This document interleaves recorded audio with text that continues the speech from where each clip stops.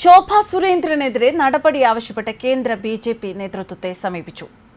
BJP. പ്രവർത്തകരുടെ വികാരവും പോരാടുന്ന ധീരവനിതയുമായ ശോഭ സുരേന്ദ്രനെതിരെ പരാതി നൽകിയത് കരിമണൽ കർത്തയോ ഇടതുവശം ചേർന്ന് മാത്രം നടക്കുന്ന ഗോകുലം ഗോപാലനോ രാഷ്ട്രീയ കൂട്ടിക്കൊടുപ്പുകളിൽ കമ്മീഷൻ അടിക്കുന്ന ദല്ലാൽ നന്ദകുമാറോ എന്ന് കരുതിയാൽ തെറ്റി.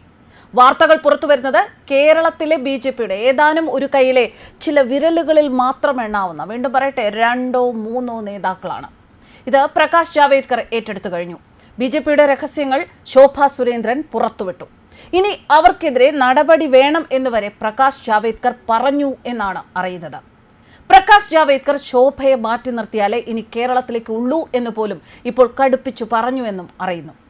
ഇക്കഴിഞ്ഞ ദിവസങ്ങളിൽ ശോഭ സുരേന്ദ്രൻ നടത്തിയ ചില തുറന്നു പറച്ചിലുകൾ ഇപ്പോൾ അവരെ ബി.ജെ.പിയുടെ തന്നെ കണ്ണിലെ കരടാക്കിയിരിക്കുകയാണ്. കേരള ബി.ജെ.പിയിലെ വളരെ ശക്തമായ ഒരു സ്ത്രീ ശബ്ദമാണ് ശോഭ സുരേന്ദ്രൻ എന്ന കാര്യത്തിൽ രണ്ട് പക്ഷമില്ല. കേരളത്തിലെ അഴിമതികൾ ഉറക്കെ വിളിച്ചു പറയുന്നതിന് യാതൊരു ഭയമോ ചങ്കിടിപ്പോ ഇല്ലാത്ത ഒരു സ്ത്രീ. പിണറായി വിജയനെതിരെ, കരിമണൽ കർത്തയ്ക്കെതിരെ എന്ന് വേണ്ട ഗോകുലം ഗോപാലന് നേരെ പോലും വെല്ലുവിളി ശോഭ നടത്തിയത് ഇക്കഴിഞ്ഞ ദിവസങ്ങളിലാണ്. ശരിക്കും കേരളത്തിലെ ബി.ജെ.പിക്ക് എന്താണ് ഇത്ര വെറുപ്പ് ശോഭയോട്? പിണറായി വിജയനെതിരെ സന്ധിയില്ല യുദ്ധം ചെയ്യുന്ന കേരളത്തിലെ ഒന്നാമത്തെ രാഷ്ട്രീയക്കാരി ആയതാണോ കുറ്റം? കരിമണൽ കർത്തയ്ക്കെതിരെ ആക്രമണം നടത്തുന്നതോ? പിണറായിയുടെ കൂട്ടുകാരനും ഇടത് സഹയാത്രികനുമായ ഗോകുലം ഗോപാലിനെതിരെ കേന്ദ്ര ഏജൻസികൾക്ക് പരാതികൾ നൽകിയതോ? കരിമണൽ ഖനനത്തിൽ കെ.സി. വേണുഗോപാലിന് പങ്കുണ്ട് എന്ന് പറഞ്ഞതോ? ഇതൊക്കെ കേരളത്തിലെ ജനങ്ങളോട് വിളിച്ചു പറയാൻ ചങ്കൂറ്റമുള്ള ഏക നേതാവിനെ ശവപ്പെട്ടിയിലേക്ക് വിടാൻ ആരാണ് ആഗ്രഹിക്കുന്നത്? വീണ്ടും പറയാം, ഇതുപോലെ ഒരു പെൺ നേതാവിനെ കേരളം കണ്ടത് ഗൗരിയമ്മയിലൂടെയാണ്. ശേഷം ശോഭ സുരേന്ദ്രൻ തന്നെ. ദാരിദ്ര്യത്തിൽ നിന്നും പട്ടിണിയിൽ നിന്നും വളർന്ന് നിവർന്നു നിന്ന് കോർപ്പറേറ്റുകളുടെ ധിക്കാരത്തിനെതിരെ പോരാടാൻ ചങ്കൂറ്റമുള്ള ഏക നേതാവിനെ ഇല്ലാതാക്കാൻ ആരാണ് കച്ചമുറുക്കുന്നത്? ശോഭ ഇല്ലാതാകണമെന്നത് ബി.ജെ.പിയുടെ ഒരു വിരലിലെണ്ണാവുന്ന നേതാക്കളെക്കാൾ കൂടുതൽ കള്ളം മാത്രം ചെയ്ത് ജീവിക്കുന്ന കോർപ്പറേറ്റുകളുടെ ആവശ്യമാണ്. ശോഭ സുരേന്ദ്രൻ കഴിഞ്ഞ ദിവസമാണ് പറഞ്ഞത് മുഖ്യമന്ത്രി കസേരയിലേക്ക് ബി.ജെ.പി. എത്തുന്നുവെന്ന്. കേരളത്തിന്റെ മുഖ്യമന്ത്രി ബി.ജെ.പി. എത്തുമെന്നും സഖാക്കളെ ജയിലിൽ അടയ്ക്കുമെന്നും പറഞ്ഞു.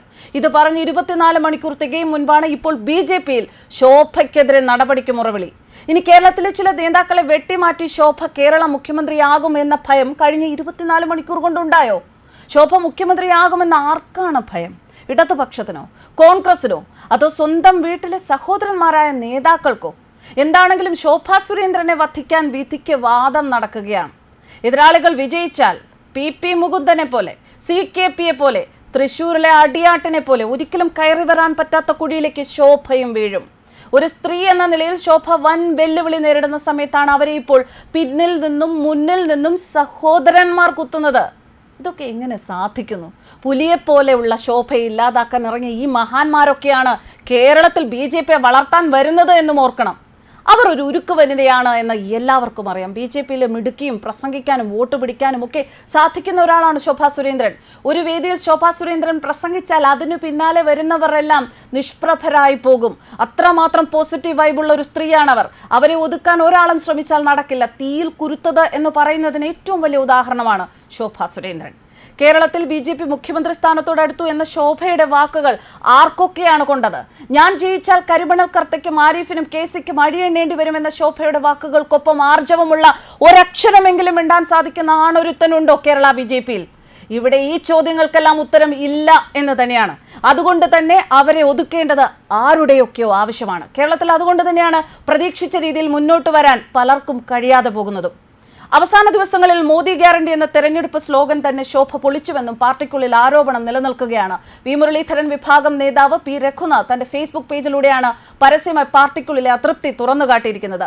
സംഭവത്തിൽ കേന്ദ്ര നേതൃത്വത്തിനും കടുത്ത അതൃപ്തിയുണ്ട്. വി മുരളീധരൻ വിഭാഗമാണിപ്പോൾ ശോഭയ്ക്കെതിരെയുള്ള അതൃപ്തി വെളിപ്പെടുത്തിയിരിക്കുന്നത്. ഇപ്പോഴത്തെ വിവാദം ദല്ലാൽ നന്ദകുമാറും ശോഭ സുരേന്ദ്രനും ചേർന്നുള്ള ഒത്തുകളിയാണെന്നും പ്രകാശ് ജാവേദ്കർ അഭിപ്രായപ്പെട്ടു അത്രേ.